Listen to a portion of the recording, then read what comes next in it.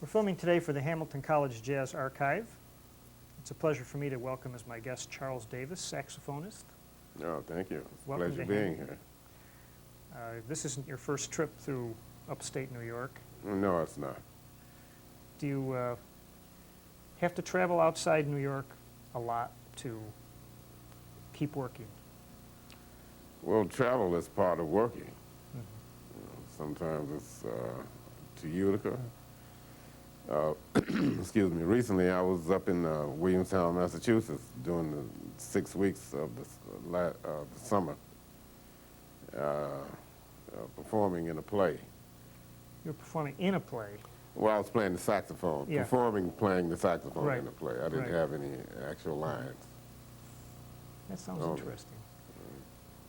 As I was, for some reason today, I was looking at the 802 local book from, I think, 95.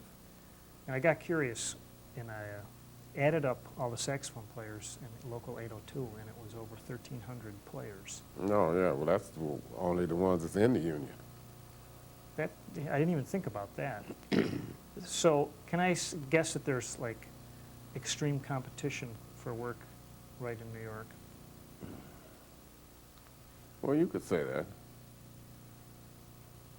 I guess you can say it. It's always well if it's something that's an ongoing factor as far as in music. It's always competition. Mm-hmm. You've been in the music business since '54. Yeah, around that time. Yeah, excuse me. And Well, actually earlier. I think actually, yeah. Well, I started playing and started gigging a little bit in high school.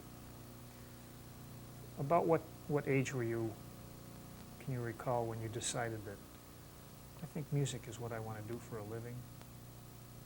Well, I don't know what age that was, but music has always been a part of my life as a little kid growing up. Mm-hmm.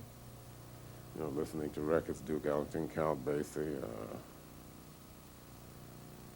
Louis Jordan, all of the big bands during the time. Mm-hmm.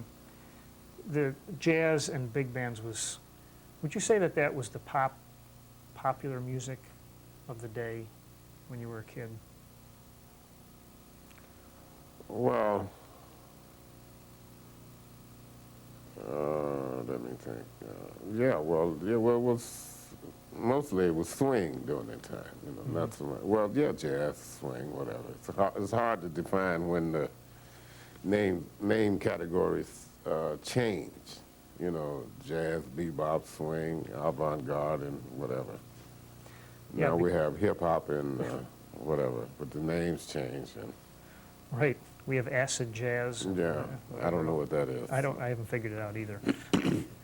And what was your first, you recall what you consider maybe your first real professional gig that lasted, you know, a length of time? Mid-50s perhaps? Yeah, it's in the 50s. Well, I first started out playing with Sun Ra around in band-wise, I think, as far as an established band Mm-hmm. in the 50s.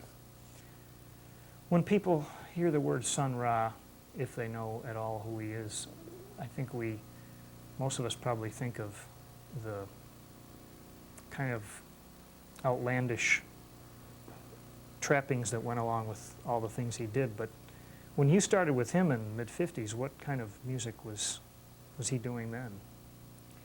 Well,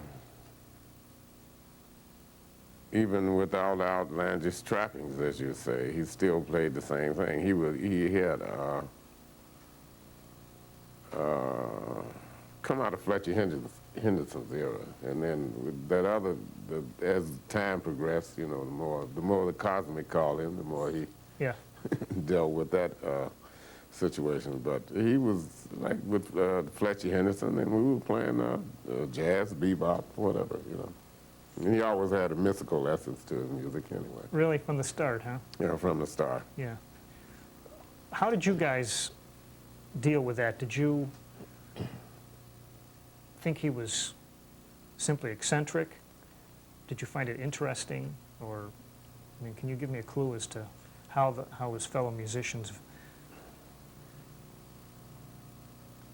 Well, he was always a dedicated musician, as far as I'm concerned. You know, the other name categories that you're speaking about came from critics.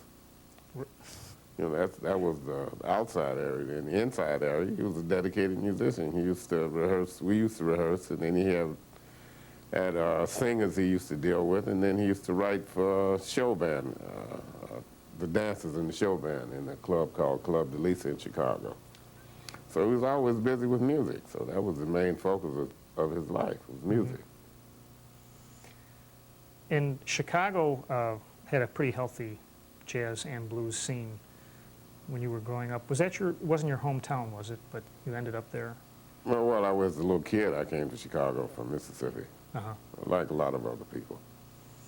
We've heard the name Club Davis mentioned a few times, and that was a site where they would have a breakfast show or something. Well, that was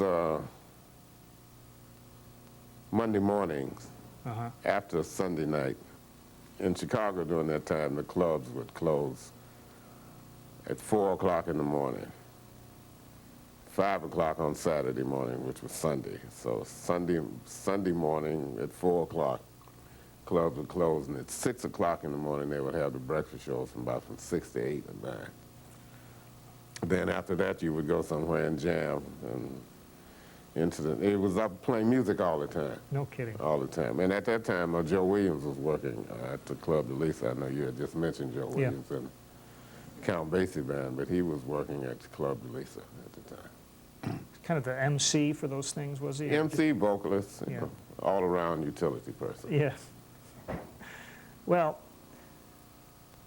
musicians at that time, what was the kind of the racial makeup of what was going on in the music in those kind of clubs? Was it a mixture, or was it reflective of what was happening in general society at the time?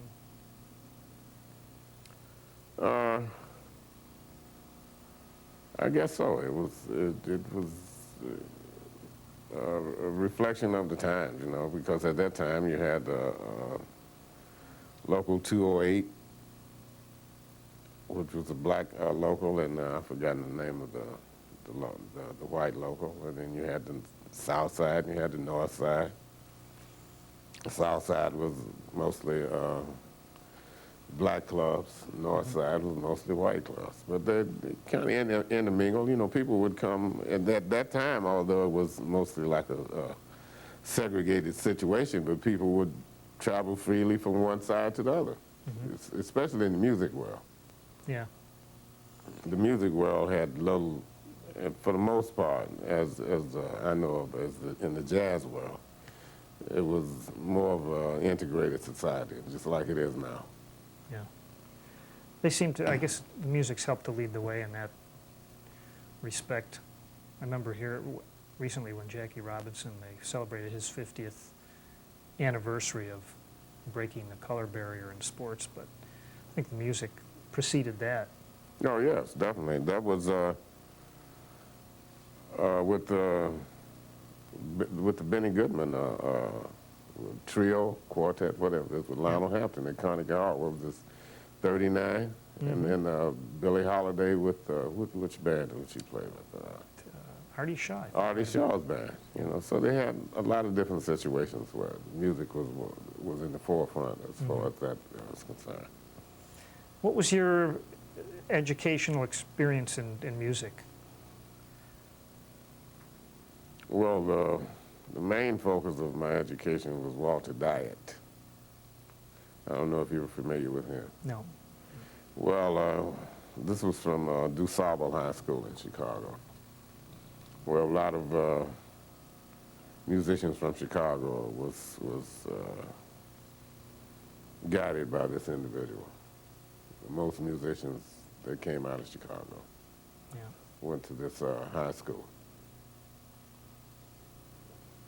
And I mean, he had a formula that most musicians adapted to it and became fairly successful behind that, or from that. Did he teach jazz per se? Well, he wasn't, excuse me, he wasn't really a jazz teacher. He was a teacher. And then from that, you dealt with what you wanted to deal with. I see. Because we had some people that didn't pursue the music, but they went on to be doctors or lawyers. And then we had some people that deal with classical aspects of music. So he was really a teacher,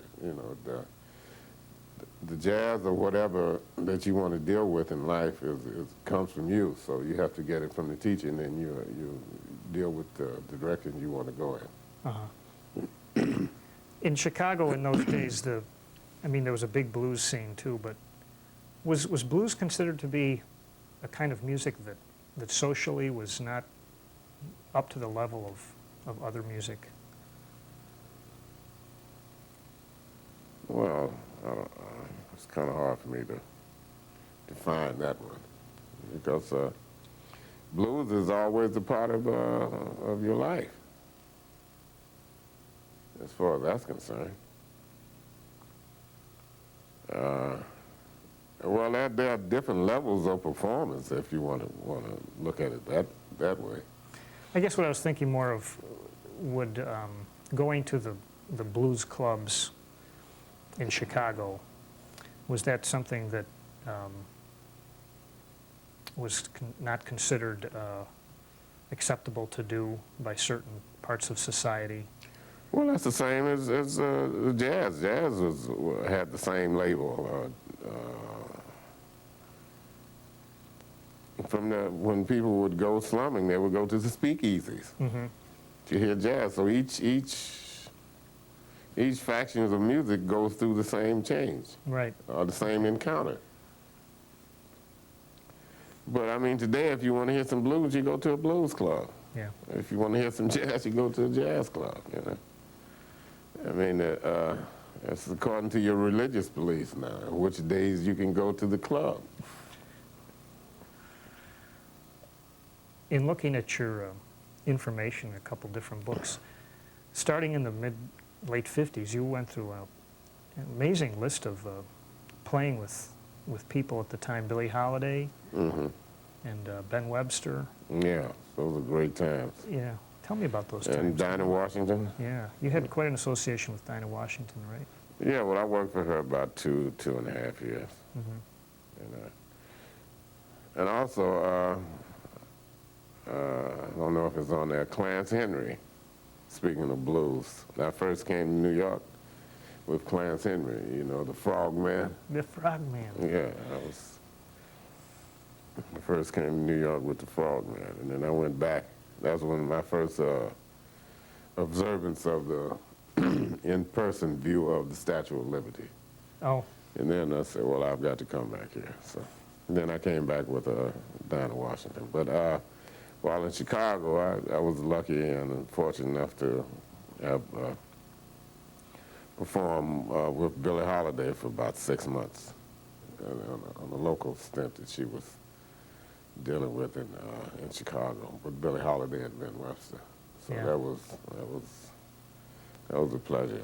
It was a real learning experience. Was she, as a player, when you start working with vocalists, you need to start doing things perhaps in different keys than you've been used to doing them in to match? It was not that exceptional. No. Most vocalists I work with did. It's just normal keys. It was nothing exceptional. I mean, when vocalists that's different is when you deal with the vocalists that learn how to play off the guitar, then that's when your keys are exceptional. Yeah. Exceptional sharps, right? Yeah. Yeah. What was your, did you have much big band experience over the years? With Sun Ra, of course, but... With Clark Terry, Thad Jones. Yeah. The last and the latest was being Clifford Jordan. I was with his big man for a few years. playing the baritone, along with playing the tenor and alto in this band. The baritone, your name comes up with baritone a lot. Mm-hmm. And Well, that was the first. is that your first horn, or? No, that was the second horn. The first horn was alto. Uh-huh. Do you still like to play the baritone, or is? On a special occasion. Yeah. I don't really like to deal with the competitive aspects of trying to play in a big band and then get a solo on the blues. You know, so I prefer not to do that. Uh-huh. It seems like it must be a struggle sometimes to, harder to be heard on the baritone because of the range, perhaps? No, it's my experience with the baritone, especially when you get to the, go through a sound check, is the guys will see the instrument and it's large, so they cut it down. I've had this problem for years, so. Oh. The altos and the tenors, they'll turn up, and they'll loud. With the baritone, they'll turn down. So then you got to huff and puff to be heard. Hopefully some sound men will see this and take note. Sometimes they'll get it right, but for the majority of the time, they'll see the baritone, and they just turn everything on flat and low, and then, Yeah. So that's a problem. Tell me about the baritone sextet.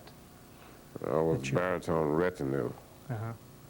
Well, that was started with Pat Patrick and myself. This was years ago, but it actually was a continuance of playing with Sun Ra, because both of us used to play baritone with Sun Ra. In fact, we recorded with two baritones with Sun Ra. Did he write out, how much of his music was actually written out, like big band charts? Was it a lot of it? With Sun Ra? Yeah. Yeah, he wrote out everything. Majority of the time, it's just stacks and stacks of music. He was always writing. He had quite a discography by the end of his life, I guess. How much recording did you do with him? I don't remember. I really couldn't say. It was in and out, in and out. I don't have a list. Right, Sometimes you look up and then some things are out on record, so. right. His music mostly came out on small labels at that time. Yeah, Saturn, and another one I remember recording for was Transition. That was a company that went out of business, but most companies, small ones, go out of business. Yeah. Did you feel at the time recording with him and in those days that the compensation, the money you were being paid or not paid was worth it? I mean, from a recording standpoint.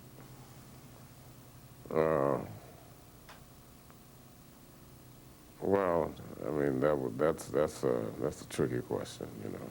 I mean, it's always worth trying to record and leave something for history, posterity. Yeah. You know, so that's a situation where during that time, you know, all of the scales were low anyway. What was the union scale in the late 50s? I don't remember. I don't know, you know. Sometimes the scale was 60, 70, I don't, you know. Yeah. I can't recall exactly what it is. Maybe you can research it from the union. Yeah, I guess I could. What year did you move to New York? I actually moved to New York in 1959. That's when I started playing with Kenny Dorn. Uh-huh. There's a guy who wrote a few good tunes. Yeah, quite a few. Yeah. In fact, you played one last night, I think, is probably his most well-known. Blue Bossa? Yeah. Yeah. There was a little counter melody you guys were playing after you played the head. Mm-hmm. Where did that come from? Well, that's a part of the song. Yeah. See, most people don't play that. Yeah, well, that's part of the song. Yeah. Well, I used to play it with him when we played it, but that's part of the song. What was New York like as for a working musician when you moved there?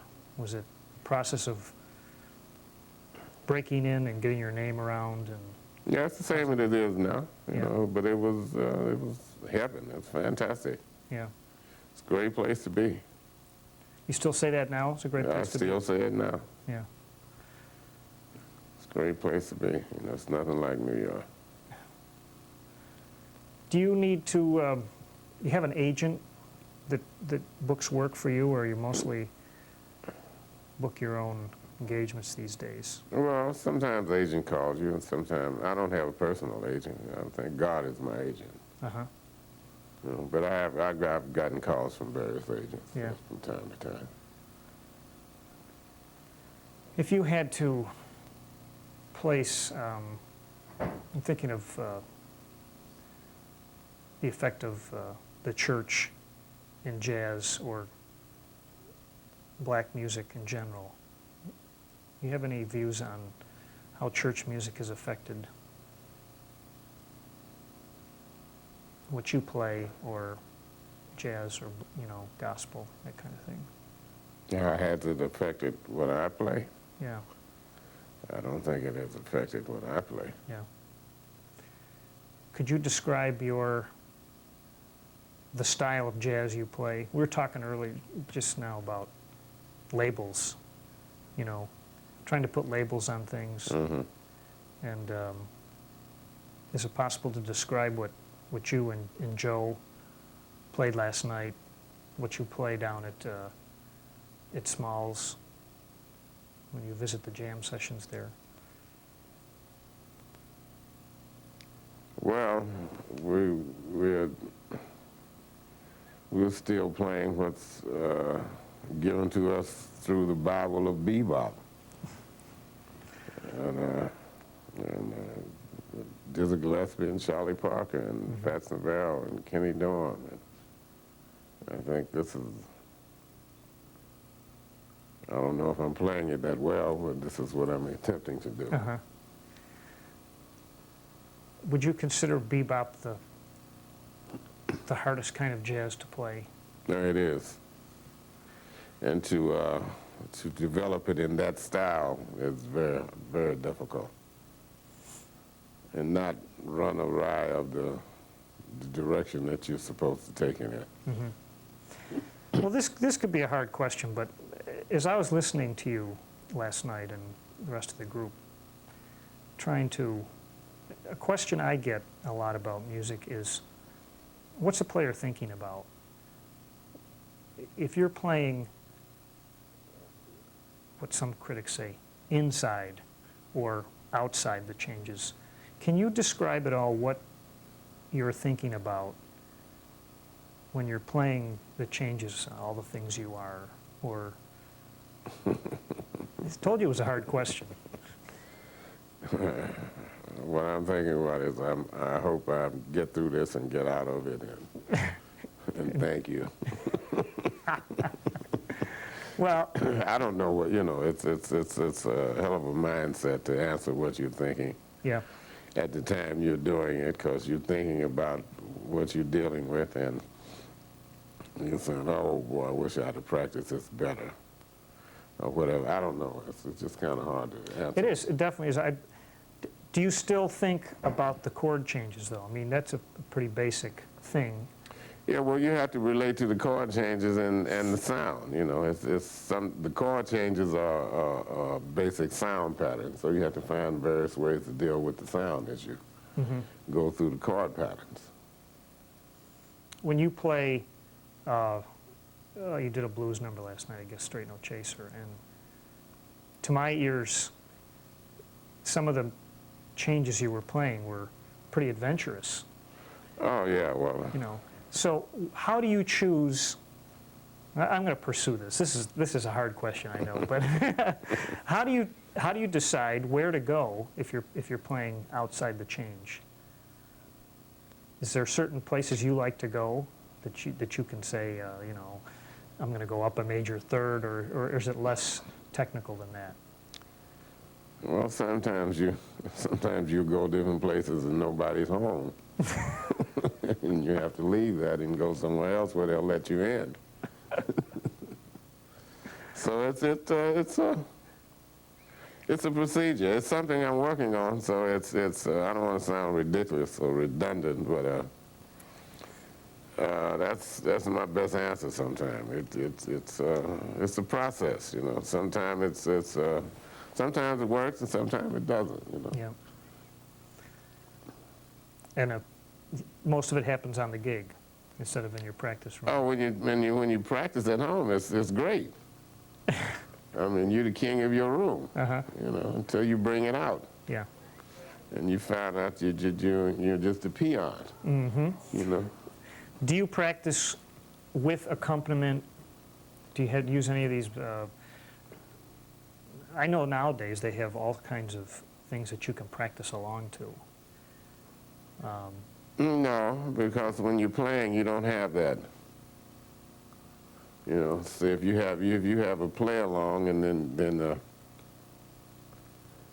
then you playing, then you come and play with somebody that's strong and as forceful and then as dynamic as Elvin Queen, then you're not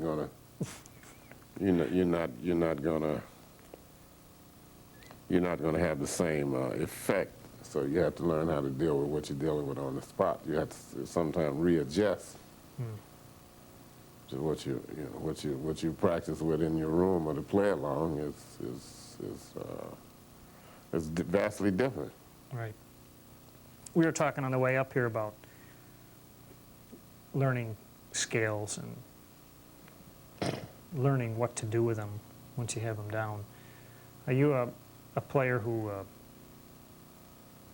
uses modes and that kind of approach in your playing, or is it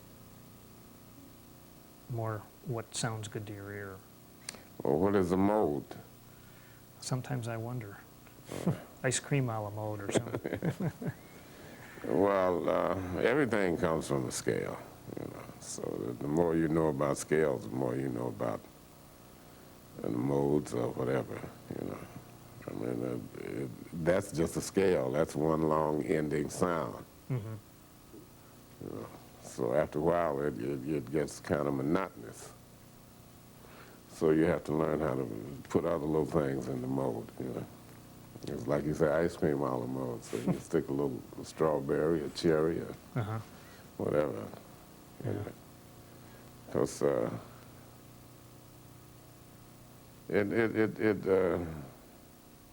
it takes some adjusting just to play one thing all the time. And in doing that, you have to find different things to play. Even with John Coltrane, I mean, he broke it up and found other things to play, even though it was based on one sound. But one sound has many sounds in it.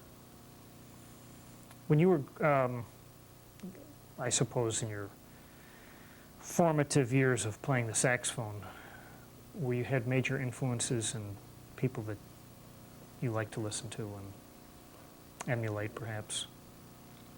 Oh, yeah, well, I've had many influences, still have influences as far as that's concerned. And one of the main influences, as it was then and it is now, was Charlie Parker, Lester Young, Ben Webster, Coleman Hawkins, on down to Sonny Rollins, John Coltrane, Clifford Jordan, John Gilmore, Gene Ammons, Johnny Griffin. See, the list is long, so Really? it's always influences. Yeah. I grew up listening to Von Freeman. Oh, there's a name that you don't hear that often. You have a son who plays also, right? Yeah. Yeah. So it's life is full of influences. Did you see Charlie Parker in the clubs in New York at the time? No, I saw him in Chicago. Yeah. In the dances, I didn't really see him in clubs. Dances and concerts, I saw him. Charlie Parker playing for dances. Well, that was the prerequisite during that time, as far as as my age would attest to. That's the only thing I could get into. You know, 11, 12, 13 years old. I couldn't get into clubs. Dances were such a part of the swing music at that time. Yes. Yeah. Well, that's where a lot of it started from dances. I think the bebop started out of from dance music. Do you think that the fact that that whole thing isn't happening anymore how has it affected the music? Well, it's according to where you are sometimes.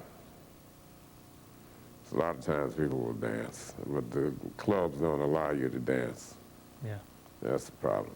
Man. I remember when I was used to play in Brooklyn, people would get up and dance. It happens mostly say in Brooklyn or in Harlem, something like that. People would dance, you know, because it's a tribal ritual to dance. So in Brooklyn and Harlem and whatnot, people exuberate that spirit. Mm-hmm. And a lot of times when they listen to the jukebox, they'll do it, you know. Yeah. But most sophisticated clubs now, you know, if you get up to dance, they'll stop that. You know, you can't do that. So that has an effect on the music. It has an effect as far as the music is concerned. Yeah. So you've been you travel outside of the country on occasion. Yes. On quite a few occasions. I'm on the occasion now to travel next week to Austria with Rodney Kendricks. Is the reaction to jazz music any different overseas than here? No, I don't think it's any different. People react to music because they enjoy it. Mm-hmm. You know, it's a worldwide situation. People around the world love music. Some people love this type, that type. Some people love jazz. Yeah. You know, so the reaction is not any different. And sometimes various parts of the world, I think the reaction is better. I remember playing with Clark Terry's band in Italy, and we played a concert, and the people enjoyed the music, and everything was great.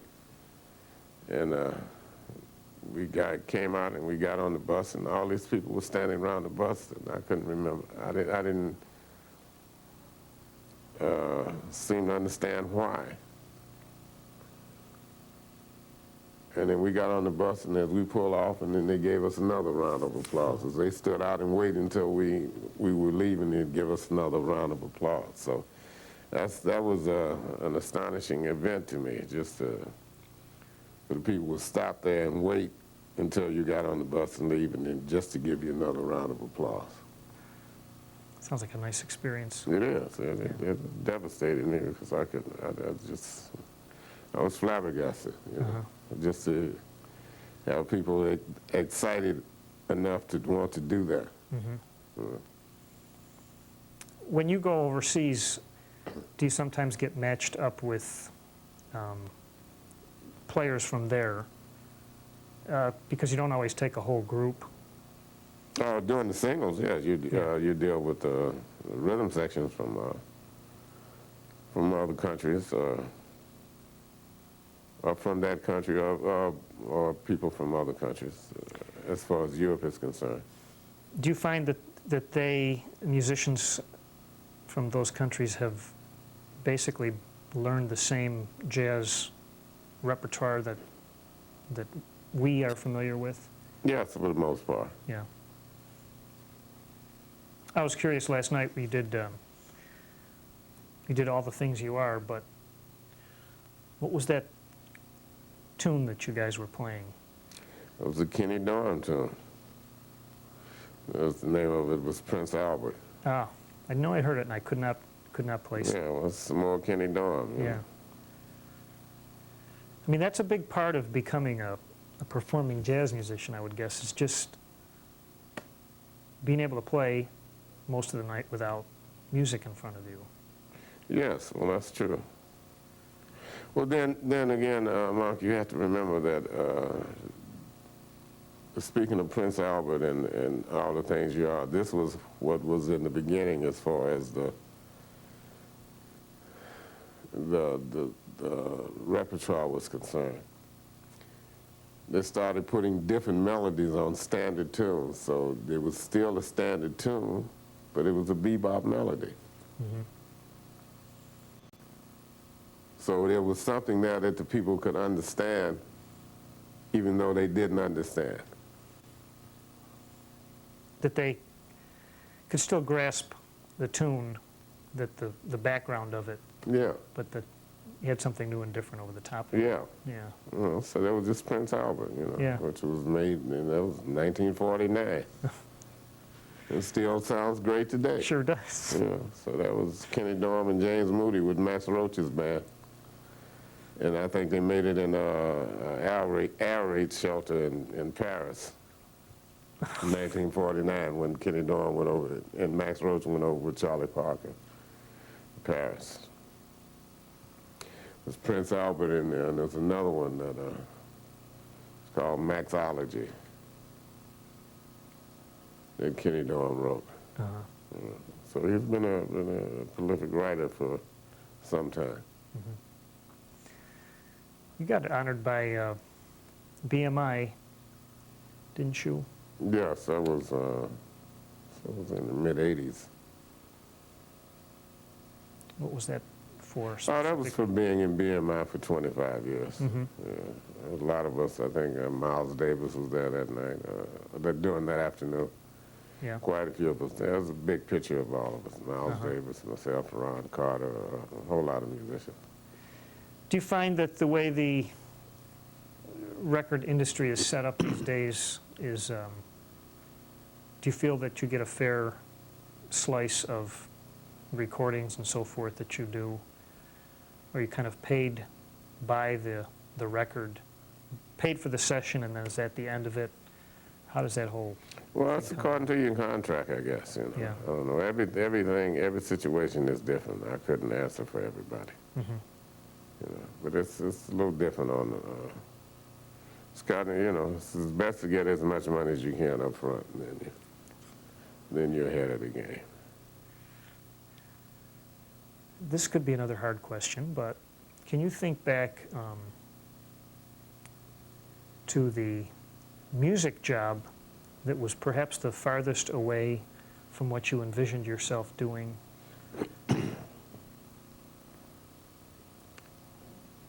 No, not really. As long as I'm playing music, it's what I envision myself doing. Yeah. As long as music is great. Because there are various forms of music, just because it's not jazz doesn't mean that you don't think that it's not worthwhile. Mm-hmm. Because when you first learned how to play, you weren't playing jazz. You were playing music. The C scale is in jazz, and it's in various forms of music. Uh-huh. So as long as it's music, it's great. Yeah. Can I take you back to Chicago for another minute? Okay. There was a certain core of musicians back then. Did you ever associate with fellows like Milt Hinton? No, Those guys? he's a little. I know he's older. He's a little ahead of my time. But we've talked about Chicago Yeah. on a number of occasions, because he was informing me of some aspects of Walter Dyett. Walter Dyett used to teach at a school I think Walter Dyett taught him. He was in school with Nat King Cole and Dinah Washington, and this school burnt down. And Walter Dyett went to do Sabo as on a temporary basis, but he stayed there. The school that burned down was Wendell Phillips, and they rebuilt it. That's right. I recall that name now. Yeah, and they rebuilt it, but at the time, Milt Hinton and Nat Cole and Dinah Washington, I think, were going to this school. Uh-huh. Yeah. Was Do you consider jazz to be, some people call it America's classical music or black classical music. Do you have a sense of how jazz is, your own personal sense of how jazz should be viewed? I think it should be viewed with great respect. Yeah. Myself personally. But that's, that's my personal opinion of it. Because there's nothing like it, I mean, speaking of jazz, if you're speaking about Dizzy Gillespie and Charlie Parker and Thelonious Monk, there's nothing like it. It's such a heck of a creative venue that nothing has been created since then to equal its output. Musically and emotionally and spiritually. Why do you think jazz, when it moved into the bebop era, that it lost a good portion of its audience? No, well, it wasn't the bebop that lost the audience. When it turned to the cool jazz, is when it lost its audience. I think. Why? Why would you? It was just a little too cool, I guess. Too cool. Lost its sizzle. Just a little, I think, when it got so cool, the guys just became very cold as far as what they were doing. They were more into themselves than dealing with the reality of the audience. Mm-hmm. Well, that's a good statement. Musicians relating to their audience. Yeah, well, that's what it's about, isn't it? Do you feel that your playing changes from one, I don't know, one venue to the next? Yes, it does. It's according to what you're dealing with, I think it's according to the where you are as to sometimes what you will play. Because what motivates one audience doesn't motivate the next audience. So you have to keep that in mind. Yep. Did you ever do much rhythm and blues playing in your career?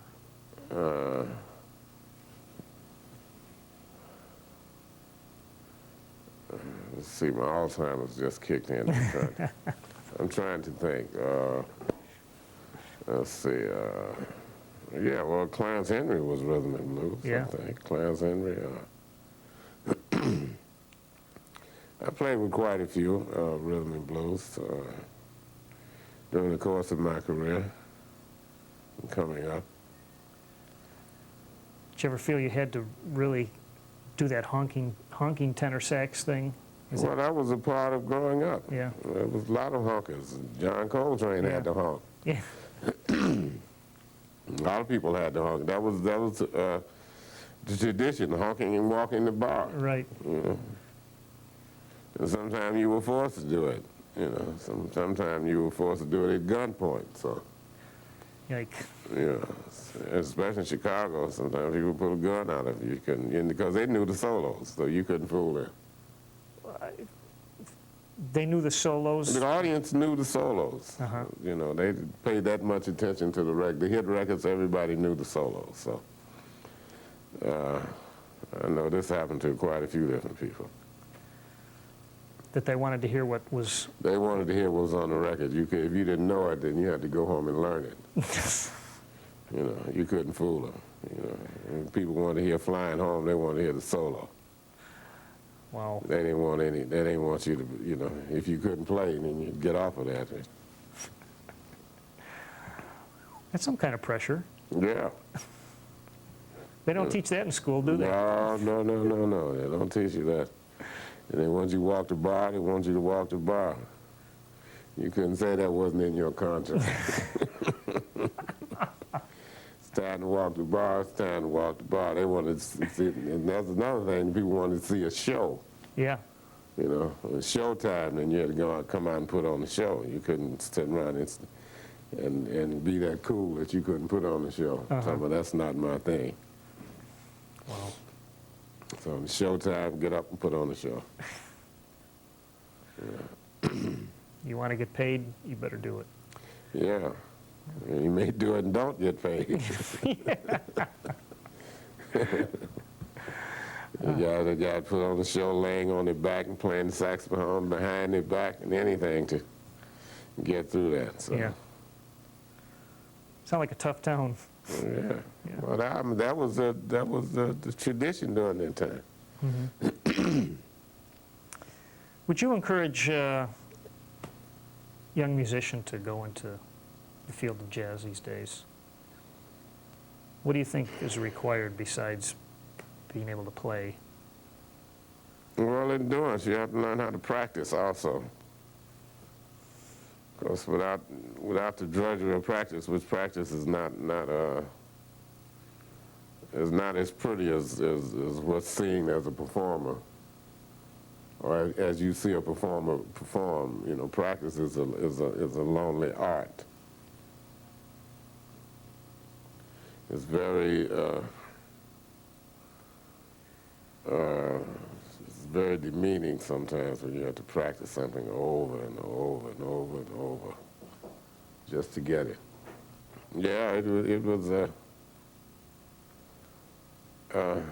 as we were saying, during this time, I mean, you had to perform. You know, they had clubs, what you call a bucket of blood, and you had to go over there and really bear down and get to the house, you know. Flying Home or whatever, some of the other tunes, Honky Tonk. You know, then I know around Chicago, then Gene Ammons would have some hits out that you had to know the solos. So I mean, that was my world because I hadn't left Chicago at that time, you know. So I mean, whatever went down at the time, that was a standard song, especially if it was a saxophone solo. Yeah. You had to know it. And Charlie Parker had some solos out. I mean, just cool blues. People would play that at the house parties, and everybody could hum the solo. Wow, it's great. You know, so if you had alto and you were playing cool blues and didn't know the solo, then people would, you know, get on you about it. That's really fascinating. It's almost like today knowing the lyrics to rock songs, I suppose. And Oh yeah. Well, some of them either. okay. Some of them don't really make sense to me, but whatever, you know. I mean, life is life, and it continues on. Right. Any last words of wisdom for your typical saxophone student who says, "Man, I'm going to be a jazz musician"? Well, I would tell them to practice and learn their scales and be in for rejection as the same as actors have to go through. All the successful actors and actresses and whatever people that deal with rejection in life, you have to learn how to accept it. But you still have to practice your craft, whatever you do. And be in for that, but just, you know, keep your spirits high. That's my best advice to them. Sounds good to me. Well, it's been a pleasure to have Charles Davis here for our Hamilton College interviews, and I hope you have a great gig tonight, and I hope you have a smooth, wonderful trip to Austria, is it? Yes, Austria. All right. Thanks so much for your time. Thank you for having me here.